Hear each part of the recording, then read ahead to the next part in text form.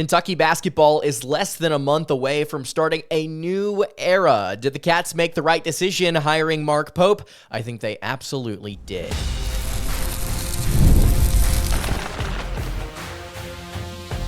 You are Locked On Kentucky, your daily podcast on the Kentucky Wildcats, part of the Locked On Podcast Network, your team every day. All right, what's going on, Big Blue Nation? Welcome on into Locked On Kentucky, your daily Kentucky Wildcats podcast. I'm your host, Lance Dawe, and on today's episode of Locked On Kentucky, we're going to be going over a question that's been on a lot of people's minds this offseason. Did Kentucky basketball make the right decision hiring Mark Pope? I think they absolutely did, and I'm going to explain why on today's episode, as well as take a look at the stat of the show. Really appreciate you guys checking out the show today. If you have not subscribed, whether you are on YouTube or the podcast feed, I would greatly appreciate it. Hey, guys on YouTube, really appreciate everybody that's tuning in recently. Subscribe. It's the perfect time to do it. If you're listening on podcast, I really appreciate you guys. I know a lot of you have been tuning in for a really long time. Subscribe if you are new. It's the perfect time. We are about to hit college basketball season. We are less than a month away from Kentucky's first exhibition game, and I could not be more excited. So subscribe. It's going to be a really, really fun ride. Today's episode is brought to you by FanDuel. You can place your first $5 bet and you'll get started with $200 in bonus bets guaranteed. You can visit FanDuel.com to get started. All right, let's go ahead and get into it. Did Kentucky basketball make the right decision hiring head coach Mark Pope? There has been some recent discussion over on Kentucky Sports Radio about this, and Kentucky insider Matt Jones actually had some information to share about how the whole hiring process went down, at least from what he heard from his sources. And this kind of sparked some questions on social media about whether or not this was the right decision now, looking back on it. Could Kentucky have gone after a more high-profile name, somebody that fit the job better, somebody that had more NCAA tournament experience, all of that good stuff. And I'm here to tell you, before we even look at the options that Jones said Kentucky was strongly considering, I'm here to tell you that Mark Pope, I think, looking back, is not only just a good hire, but I think it is the correct hire for Kentucky basketball to have made, especially whenever you hear how things kind of shook out. So according to Matt Jones, this is what he was hearing leading up to the Mark Pope hiring. There were 6 names that Kentucky basketball was considering: Nate Oates, Sean Miller, Bruce Pearl, Chris Beard, Shaka Smart, and then Mark Pope. You can go check this out. I believe it's on their podcast feed, the KSR podcast feed, if you want to go actually hear Jones talk about this himself. I'm not just making this up. This is not just something on a message board. This is what somebody that was very plugged into the entire situation, this is what they knew about it. A couple of things to note right off the bat here. Dan Hurley is not on this list, obviously, because of the comments that he made after Kentucky apparently met with him and all of these different things happened. He said no, no, no over and over, and then it was very clear no matter how much money Kentucky was going to throw at him, he's not leaving UConn, right? So Hurley and then obviously Scott Drew are off of this list. So these are the candidates that Kentucky was going to try and work with. Nate Oates is somebody that I'm actually going to scratch before we get him into this conversation, and this is something that Matt Jones pointed out. Nate Oates had already told Kentucky no. He had already said no publicly, but Kentucky felt the need to try again. They were going to reach out again at some point, according to Matt Jones. I'm going to scratch him from this conversation whenever discussing whether or not he was even in the conversation to be the right hire for Kentucky, because he had already said no, and frankly, I think he would have said no again. So, Sean Miller, Bruce Pearl, Chris Beard, Shaka Smart, and Mark Pope. According to Matt Jones, leading up to the decision to hire Pope, 4 names were taken off the board. That was Nate Oates, Sean Miller of Xavier, Bruce Pearl of Auburn, and then Chris Beard of Ole Miss. Obviously, Kentucky had talked to Nate Oates early some in the process. There was some interest there potentially, according to Matt Jones. And then Jones started to receive word that there was actually a good chance it was going to be Auburn's Bruce Pearl. And then he was taken off the list with those other 3 candidates I just named right before Pope was hired. So the final 2 candidates left that could definitively come and coach at the University of Kentucky, coach their men's basketball program, were Pope and Smart. Those were the final two candidates that Mitch Barnhart in Kentucky was looking at. Matt Jones made a comment that I think is really interesting that I agree with.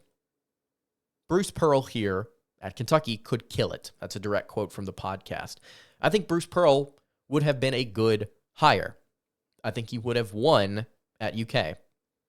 But I think if you're talking culture, if you're talking recruiting, and you're talking just fan engagement and excitement, Pope was the perfect answer.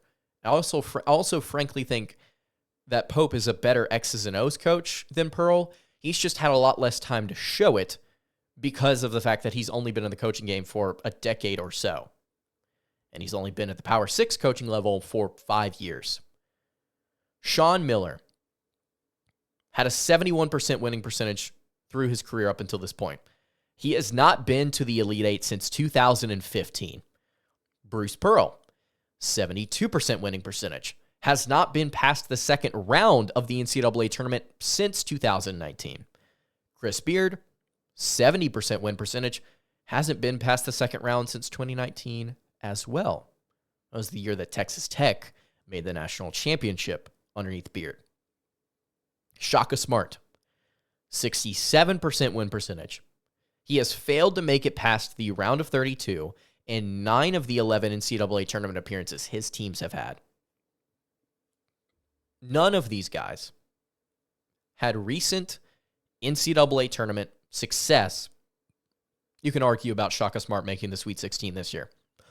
Legitimate, deep experience with NCAA tournament success. So it was clear that Barnhart and whoever's making the decisions, they were not looking for somebody that had won a bunch of NCAA tournament games.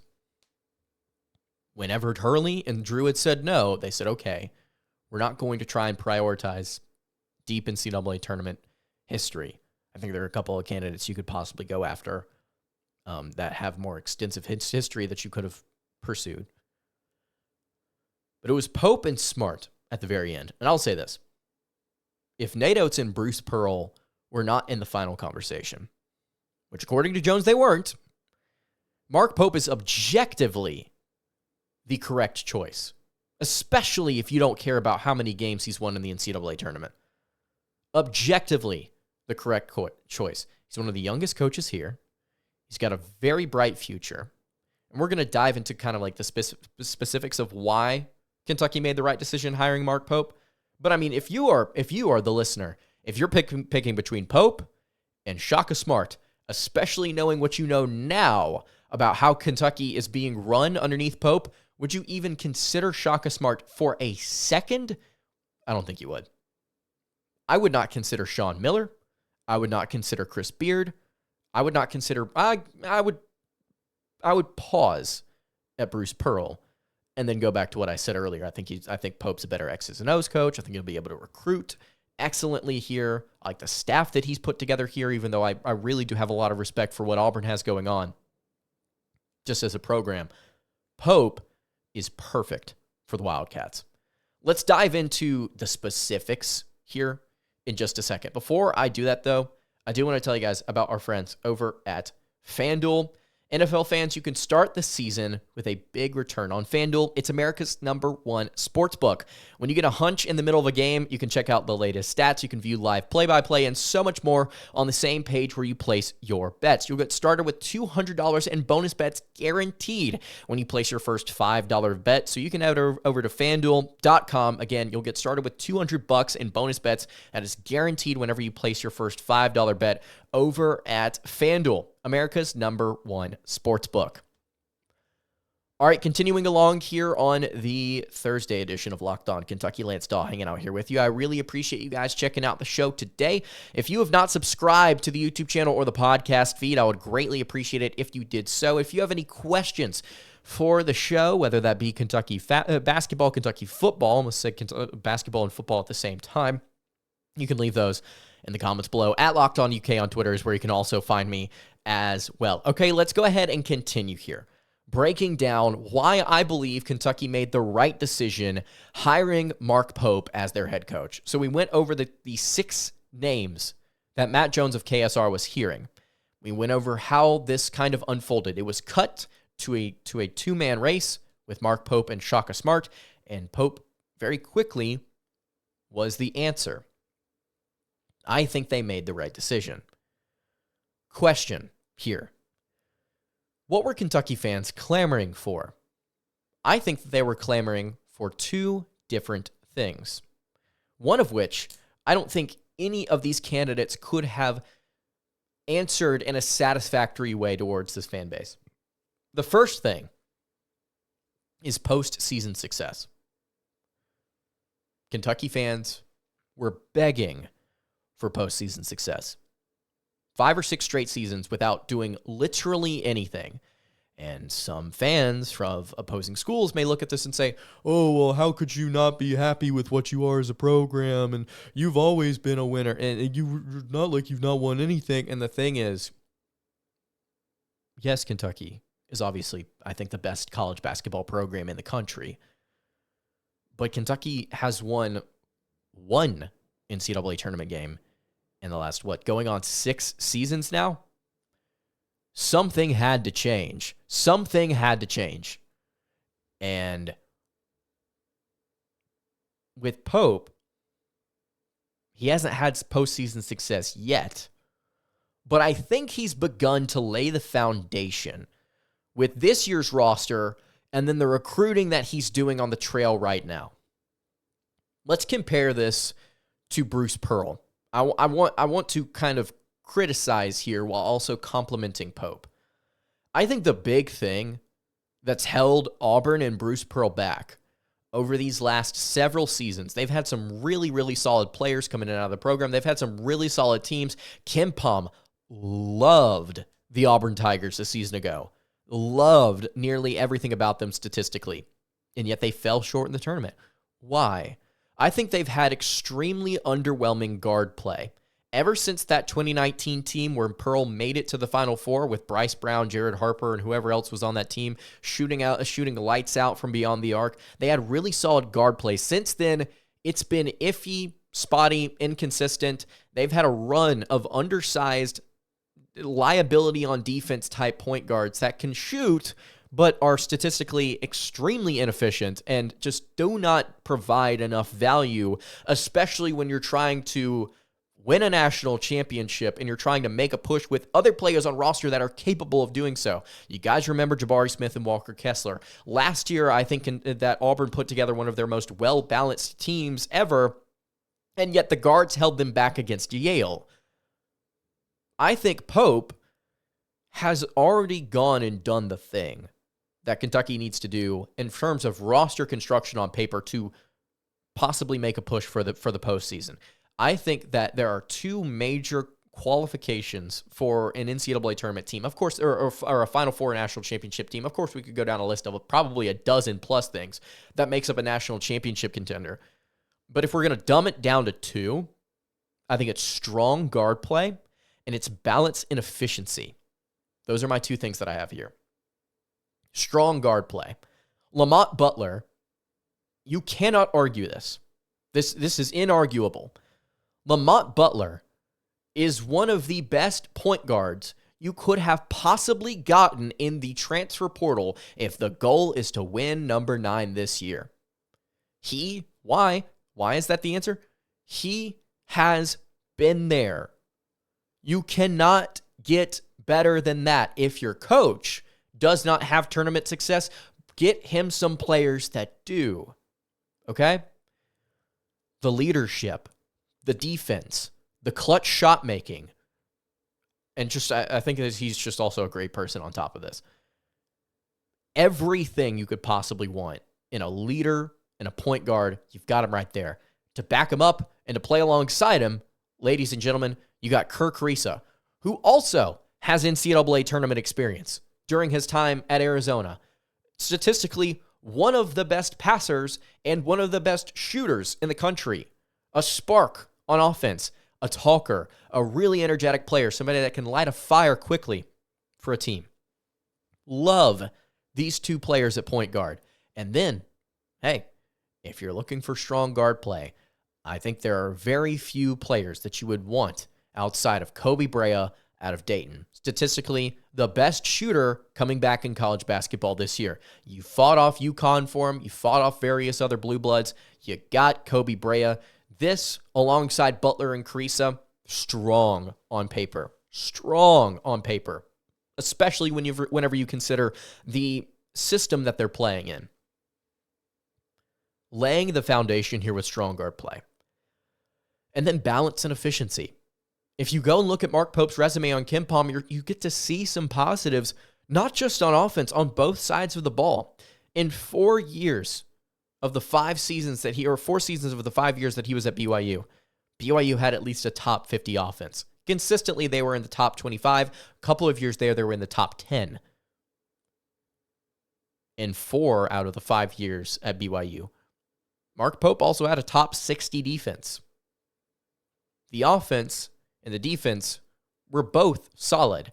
There was not a major drop-off on one end or the other. Obviously, a couple years ago, he had a bit of a dip statistically, and it was bad. I think it was just because of personnel. I don't think it was the system. And frankly, I think the personnel here is very strong for Kentucky, as I just stated about the backcourt. So those are the two things. Strong guard play, balance and efficiency. You are laying the foundation to have postseason success. And if you want to throw this in there as well, you can also add experience. In order to win in the NCAA tournament, you got to have experience, right? And Kentucky has that in spades. We don't even have to dive into that. So what were Kentucky fans clamoring for? Postseason success. And then the second thing, and this is what I have in my notes, all caps, coaching. And you may say, that's pretty dumbed down. That's pretty straightforward. Lance, of course, they want a coach that can actually go out there and coach the game. What I mean by that is somebody that in game can make the correct adjustments, can run a system that is effective, and can pull a team in and out of tight moments. We have seen over and over and over again from Coach Cal's teams, the young ones, even this past year, even some of the old ones. They could not, to save their life, execute in a clutch moment. They have not been able to for forever. There's a YouTube video out there, and I think it's on Twitter as well, of every single opportunity Kentucky has had to win a game, like a walk-off shot. Not necessarily a go-ahead shot is what I mean. Not necessarily a buzzer beater, just an opportunity in the waning moments to get a bucket. And I think Kentucky, up until that Reed Shepherd floater against Mississippi State, they had failed on dozens of moments before that. Turning the ball over, missing a shot, not being able to play, if you want to flip this over to the defensive end, not being able to play defense on a really important possession. I think Mark Pope is going to be able to solve that. The X's and O's, the zoom action, the cuts, all of these different things in the Mark Pope offense that we've talked about earlier this offseason. Shout out Jordan Sperber for hopping on the show and explaining that with us. It's there. It's solid.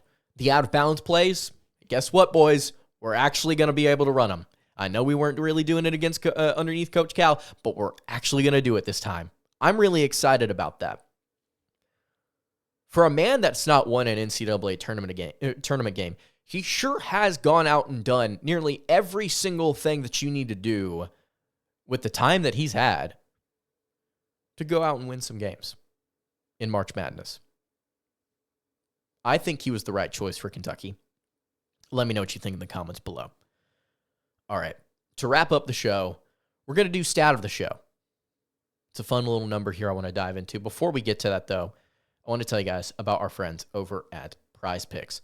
Prize Picks is America's #1 daily fantasy sports app with over 5 million active members. It's the easiest and most exciting way to play daily fantasy sports. All you do is pick more or less on 2 to 6 player stat projections, and you can watch the winnings roll in. Caleb Wilson, if you get 1 passing yard over on Prize Picks, you win once every week in September. That's right, only 1 yard, 1 passing yard from quarterback Caleb Williams gets you an automatic win on every football weekend in September. 4 weeks of free dubs. You don't want to miss this deal on Prize Picks because it's gone once September ends. You can also win up to 100 times your money on Prize Picks with just as little as 4 correct picks. You can download the Prize Picks app today and use code LOCKEDONCollege and get $50 instantly when you play $5. That's code LOCKEDONCollege over on Prize Picks to get $50 instantly when you play $5. You don't even need to win to receive the $50 bonus. It's guaranteed. That's Prize Picks. Run your game. All right, wrapping up the Thursday edition of Locked On Kentucky. So we've got our explanation as to why I think Mark Pope is objectively the right decision as far as what happened with the coaching carousel. Let's get to the stat of the show here. A fun little number that I want to get to at the end of every show. Something to kind of leave you with. If you have any fun statistics that you want to leave in the comments, you are absolutely free to do so. I know some of you in the comments have expressed just how much you enjoy some of the numbers. And hey, we got one fun here for you today. 37.6. What could that number possibly mean? If you have any guesses before I hand this over to you, maybe it's, amount of wins or percentage of wins. It could be a field goal percentage. It could be some sort of rebound, assist rate, turnover per something like that. It is Ainsley Almanor's 3-point percentage from a season ago. Ainsley Almanor last season for FDU has some really solid statistics as what was arguably their best volume shooter. In 2023, so the 22-23 season, Almanor shot 71 of 88 from beyond the arc, 37.8%. He took a jump from 188 three-pointers to 221 in his senior season.